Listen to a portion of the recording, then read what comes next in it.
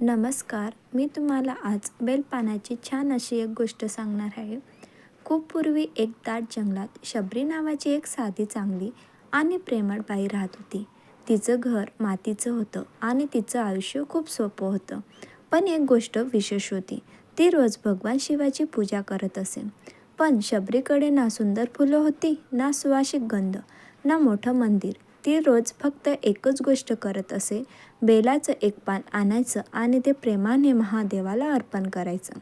एक दिवस आकाशातले देव बघत होते. नारद मुनींनी विचारलं, हे महादेव, इतके मोठे मंदिर, सोन्याचे घंटा, मोठे पुजारी आणि तरीही तुम्ही या शबरीच्या एका पानावर प्रसन्न का होतात?